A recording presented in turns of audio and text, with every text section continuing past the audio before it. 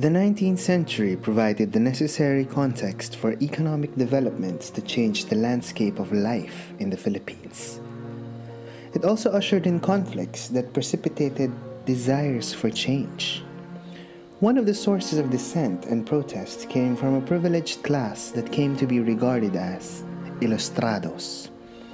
In their propaganda movement that campaigned for reforms, a transnational network of intellectuals produced important works that not only unapologetically targeted the ineptitudes in the colonial administration, but also invariably contributed to the birth of the nation.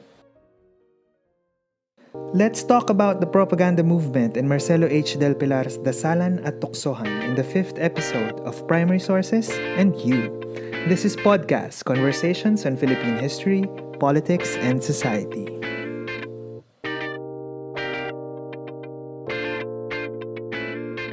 So, very exciting topic today. Ako si Vec. At ako naman si Lee. Kamusta kayo? Ako si Aaron. Ayos lang ako. Talagang hirap din pala mabuhay abroad, no, Lee? Parang yung mga ilustrado noon. Chess. Ay, talaga. Talagang in-equate yung sarili sa mga ilustrado. Pero di ba kasi kaidaran natin yung mga ilustrado when they were abroad. Na-realize ko na, oo nga, ang hirap mabuhay abroad. Yeah. Like sinasabi ni Rizal na ang hirap daw maligo kasi malamig. Tapos malayo ka sa pamilya mo. So, medyo malungkot din minsan. So, wala lang. Nakaka-relate ako. Okay. So, yun na nga. So, in this kwentuhan, we want to explore the propaganda movement that was spearheaded by these so-called ilustrados. So, sino nga ba yung mga ilustrados? So yes, itong mga ilustrado ay actually comprised ng educated class. Kaya nga enlightened yung talagang direct na translation ng ilustrado. And as we mentioned in the previous episode, yung mga economic changes and political and social landscape of the late 18th hanggang sa 19th century, it really complicated the social relations both in the countrysides at sa mga urban centers. At isa sa mga nabago talaga niyan ay yung social stratification, kung saan yung hierarchy ay hindi na lang nakabase sa lahi or sa race, pero sa wealth at sa education. At sabi din ng isang historiador na si Michael Cullinane sa kanyang libro na Ilustrado Politics, nagkaroon pa ng maraming elite categories nung mga panahon na to, ng 19th century. So, merong municipal elite, provincial elite, merong urban middle sector, at meron ding urban elite. So, linawin natin na itong mga category na to, these are not mutually exclusive categories. Ibig sabihin, pwede kang maging provincial elite and at the same time an urban elite. Pero, sabi ni Cullinane, mako-consider na ang pinakamayaman at in a way ang pinaka-influential dito sa mga urban elite ay yung mga mestizos. So, itong mga elite rin, syempre, ang nagkaroon ng access to education na nag-develop rin noon owing to demands of the economic changes. Tulad na pag-usapan last episode. So, kapag ang isang individual, halimbawa, nakapag-aral, nakagraduate sa mga universities, either locally or abroad, they were ilustrados. So, yan lang talagang marker ng pagiging ilustrado. Dapat ay nakapag-aral, dapat ay educated at well-versed in a range of disciplines and, most of them actually speak several languages. Yes, no? So, actually, nabanggit ni Vec yung mestizo, no? So, isa rin nga sa tensions nung 19th centuries, yung complicated relationships between these social strata. So, sa pinakataas, no, nandun yung mga peninsulares o yung mga Spanish-born in Spain or the Iberian Peninsula, kaya peninsulares. At mga insulares na Spanish-born in the Philippines. Sila actually yung unang tinawag na mga Filipino. No, sila yung nasa pinakataas, ina-assert nila yung dominance nila, no? And then sa pinakababa, syempre yung mga Indio, tsaka yung mga Sangley, yung mga Chinese. So, in between these, quote-unquote pure-blooded na either Spanish or pure-blooded na native, yung mga Criollos yung nasa gitna o yung mga mestizos na either Spanish mestizo or Chinese mestizo. So, nagkaroon din in a way ng tension kasi yung mga nasa gitnang mestizos at principalia na mayroong access to education, they received, disdain. They were looked down upon in a way nung mga pure-blooded Spaniards. Kaya rin yung urban elite na galing sa mestizo at principalia, sila yung talagang mag-voice out rin ng concerns about how things are. Kahit affluent sila, sila kasi yung nagpapatakbo ng ekonomiya, pero may discrimination pa rin. At papasok din yung influence ng liberal ideas based on the experience of the Ilustrados when they lived abroad. Nakita kasi nila sa pamumuhay nila sa Europa yung advantages na dapat tinatamasa ng mga Pilipino. They were able to compare the difference and they realized that the Philippines can actually be freer than it is during that time. That the Philippines can enjoy more benefits from this relationship with Spain. So when they saw the potential, they banded together and started campaigning for reforms. So kaya nga, for example, si Rizal, they would start criticizing Spain in relation to other colonizing power in Europe. So halimbawa sa Great Britain, nung pumunta si Rizal sa Inglaterra, nakita niya talaga na itong mga Briton, pinamarket nila. Halimbawa, talagang pinopromote nila yung produkto ng kanilang mga kolonya. Hindi yan ginagawa ng Espanya. Hindi nga tayo kilala ng mga Kastila. And because of these analyses and observations, at kasama na rin siguro, accompanying anger and rage, these Ilustrados launched the propaganda movement. At ito ay ginagawa nila either writing certain journalistic pieces, research, and even oratory. And they were doing this to have both information campaign about the real situation in the Philippines at the same time to demand change and reforms. Yes. So, yung isang malaking goal initially nitong mga Ilustrado na to in their movement is to actually assimilate the Philippines sa Spain. Kasi it follows na kung magiging probinsya nga naman ng Espanya yung Pilipinas, yung mga tao sa Pilipinas will, in theory, have the same rights as the Spaniards. So, in a sense, dun manggagaling yung change. No? So, these Ilustrados, in some way, sought to end colonialism by means of assimilation. Pero later on, syempre, some of them would also entertain ideas of revolution. At marami itong mga propagandista, But the leading figures of the movement were Jose Rizal, Luciano Lopez Haina, and Marcelo H. Del Pilar. At sa episode na ito, ang ibibida natin ay si Del Pilar. Si Del Pilar, isa siyang lawyer mula sa Bulacan na naging journalist at editor ng La Solidaridad o The Solidarity, isang newspaper organization na binuo ni Rizal kasama si Del Pilar, Lopez Haina, Antonio Luna at iba pa. Pero yung tampok nating primaryang bati sa episode na ito ay itong dasalan at tuksuhan. Spoiler alert, this material is so much fun kasi litaw na litaw yung wit and humor nitong propagandistang si Del Pilar.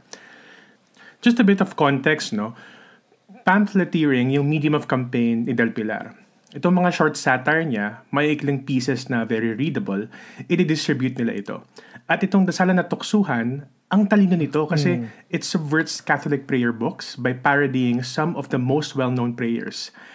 Pakinggan natin itong parody ni Del Pilar ng Sign of the Cross, Act of Contrition, at the Lord's Prayer. Sa ngalan ng salapi at ng maputing binte at ng espiritong bugaw, siya nawa. Panginoon kong fraile, Diyos na hindi totoo at labis ng pagkatao, gumaga at sumalakay sa akin. Pinagsisihan kong masakit sa tanang loobang dilang pag-asa ko sa iyo, ikaw nga ang berdugo ko.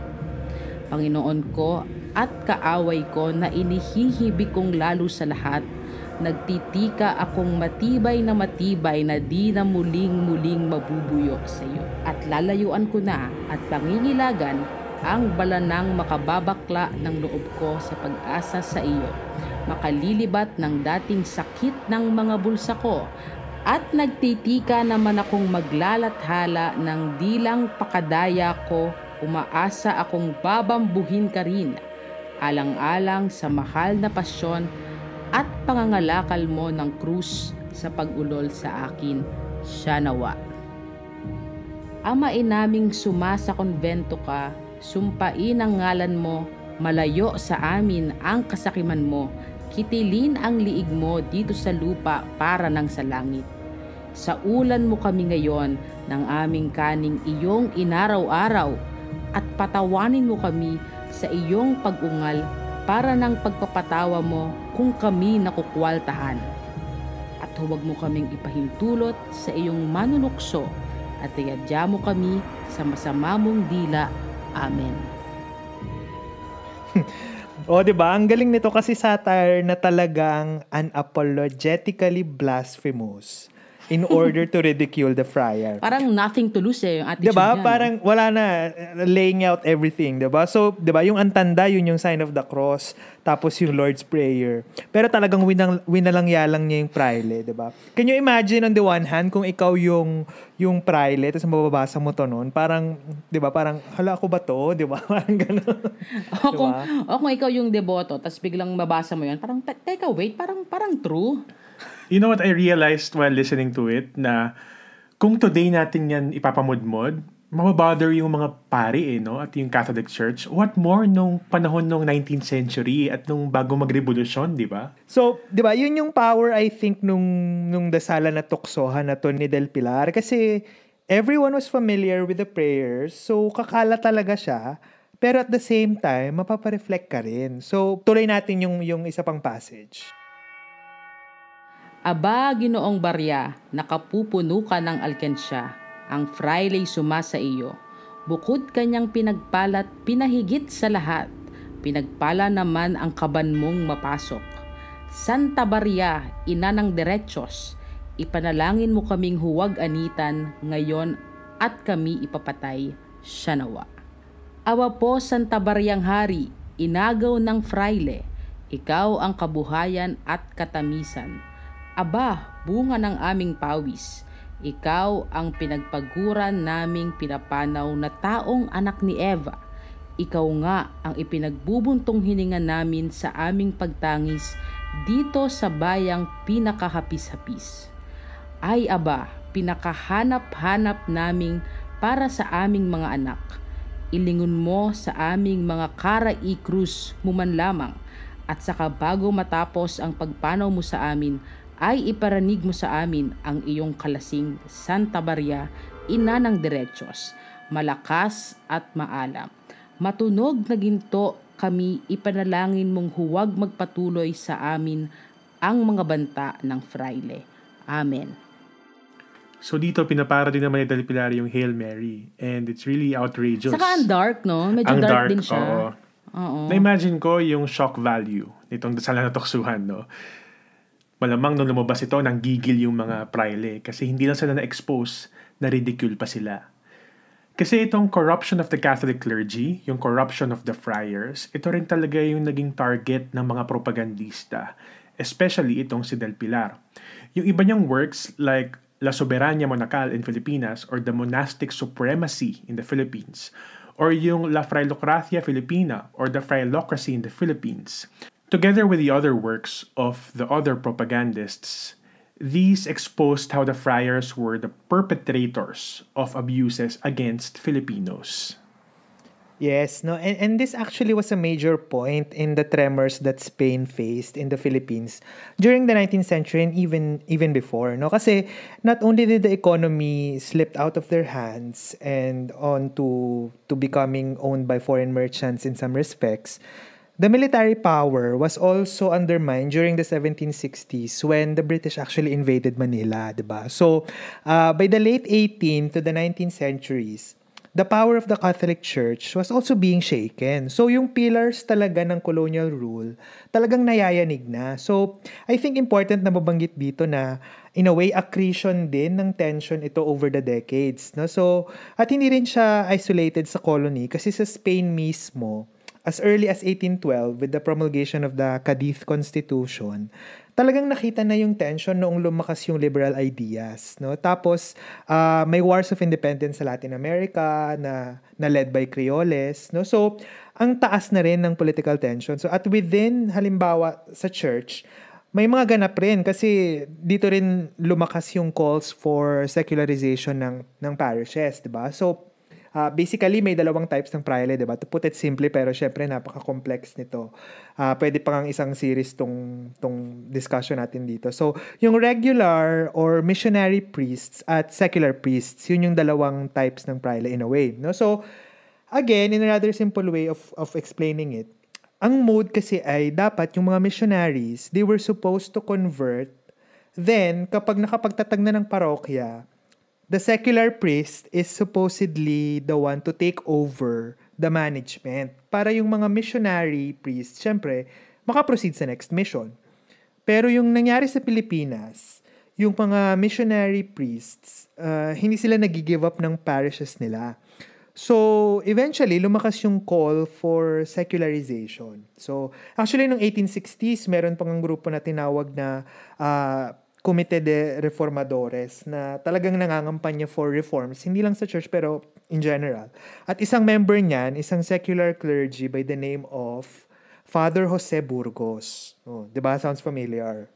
So, tama, no? So, si Father Jose Burgos at yung Comité de Reformadores na kino-comprise actually ng iba't ibang mga tao coming from different backgrounds. So, yan, yung mga secular priests, katulad nila Burgos, mga abogado, lawyers, mga doktor, at iba pa. So, basically, this committee, they were espousing liberal ideas and they were campaigning for profound changes. At yun nga, tulad ng binanggit na Aaron kanina, isa sa mga pinaka-prominent calls at this point was secularization. At marami sa mga to, actually, ay mga mestizo. So, yung mga peninsular na mga praile, against sa secularization, talagang kalaban ang tingin sa mga quote-unquote aktivista na to.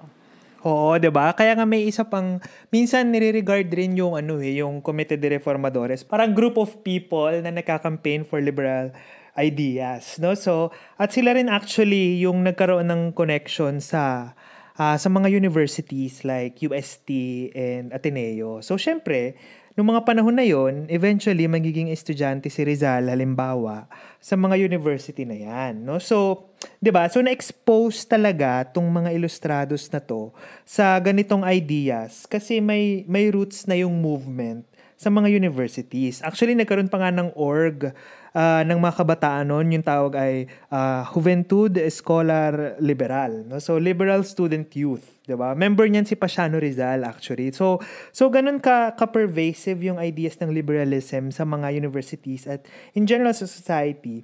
Kaya noong decades leading to the 1860s, talagang ganito na yung political climate. So tapos may mangyayari pa noong 1872, yung Cavite Mutiny. Itong Cavite Mutiny, it's a very important event in Philippine history. It was an unsuccessful uprising of Filipino military personnel in a Spanish arsenal in Cavite. But many scholars believe that it is not a simple uprising. Ayon kay John Schumacher, it came with a planned separatist intention. At in fact, kaya maraming sumali kasi they thought this would elevate into a national uprising. But then again, it was unsuccessful, sabi ko nga kanina, and the Spanish colonial government executed or exiled many of its participants. Yeah, tama, no? So, yung isang impact nga, supposedly ng Cavite Mutiny, kaya siya turning point rin talaga.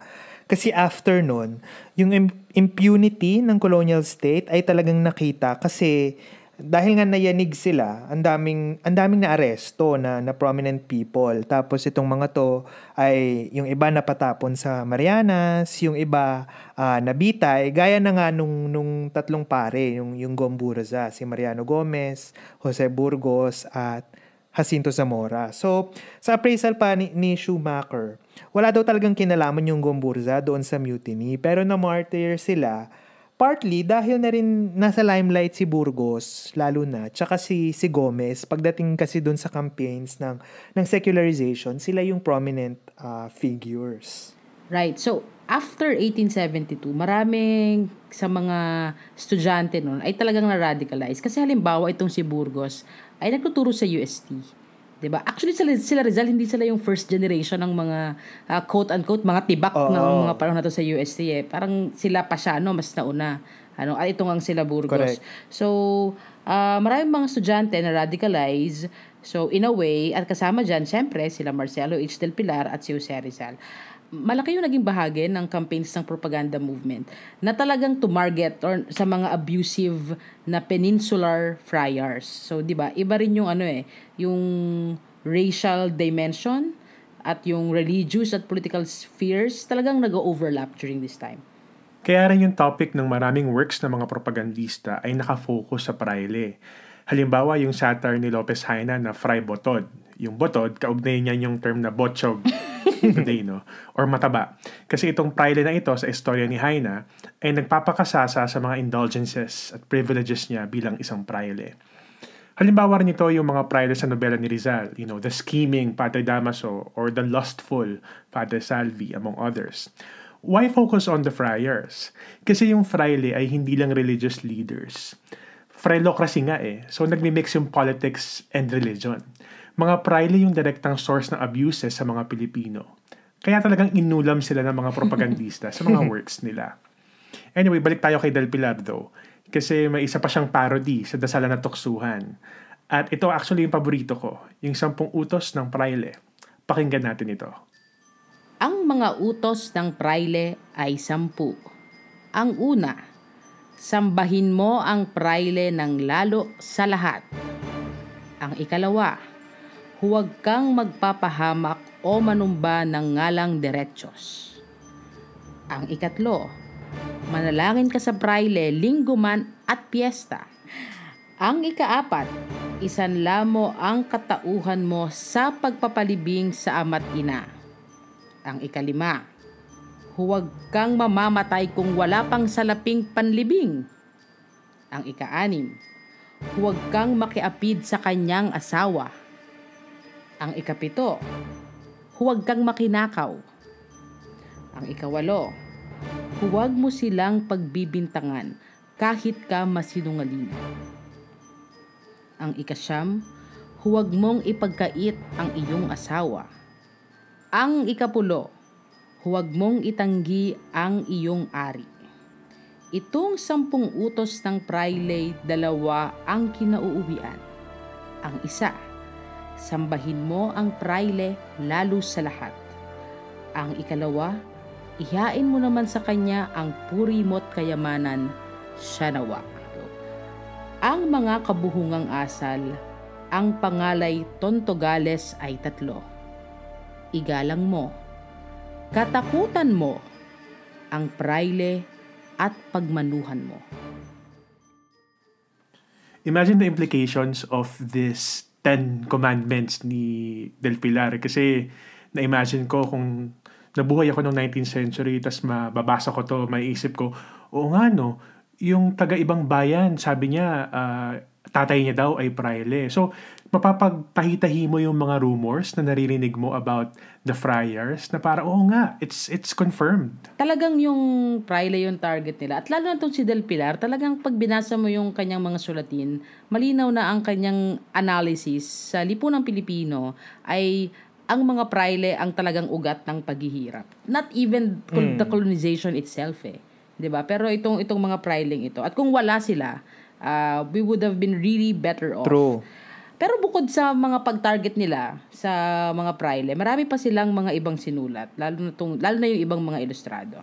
Oo, no, lalo na nung marami sa kanila syempre nakapunta nga ng Spain at nakapag-explore ng iba't ibang parte ng Europa, no. So at nakapag-aral sila further at syempre nag-excel sila doon, hindi lang sa academics, kahit sa iba pang spheres gaya ng sa social circles, kahit kami panliligaw, no. Kasi sabi nga ng ilang historians, gusto rin talaga nilang patunayan na yung mga Pilipino ay at par sa mga Europeo, anumang aspect ng buhay yan, 'di ba? So syempre, alam natin yung prominent examples niya, halimbawa yung pagkapanalo ni Juan Luna at ni Felix Hidalgo sa Exposición Nacional de Bellas Artes na malaking victory in a way, 'di ba? Kasi hindi lang basta natuto yung Filipino ng art ng colonizer, na-recognize pa sila, 'di ba? So it's a testament dun sa galing ng mga Pilipino na hindi siya talaga dapat dinidiscriminate at nilulook down upon nung mga Espanyol, nung mga Peninsulares in particular. Tapos syempre, yung ibang ilustrados, they also produced important works and had important activities. Kaya nga yung isang term 'di ba ng isang historian V. Resil Mujares, ang sabi niya, ito talagang ito yung brains of the nation, 'di ba? Kasi yung articulations nila ng culture, identity, society, at yung syempre yung intellect nila, they laid the groundwork for nationalist consciousness. So kahit na pwedeng talagang sabihin or tingnan na yung reform movement largely was a failure kasi at the end of the day, hindi naman talaga nila nakamit yung goals ng kilusan, yung range at extent ng kanilang mga contribution ay I think nalampasan pa tong mga to in the final analysis. 'Di ba? Kasi nga, kung susundan natin, yung sinasabi ni Rizal Mujares, they paved the way to the birth of the nation. This is a very interesting discussion so far. No? At naisip ko, maganda rin na i-connect natin sa next episode naman natin. Kasi we talk about the ilustrados and the propagandistas. Pero ano naman nangyayari on the ground? So, pag-usapan naman natin next episode, yung katipunan. Yes, no? At medyo complex na naman yun. Tsaka yun nga, masalimuot yung topic na yun. So join us in the next kwentuhan. At syempre, don't forget to follow our social media pages. And also, don't hesitate to give us your feedback. And also, visit our website. So, meron kami dyang mga nilalagay na iba't ibang materials na maaari nyo ring basahin at sana'y makatulong sa mga pag-aaral nyo. So, for more content and resources, head over to podcast.org. So, again, maraming salamat sa pakikinig and have a good day.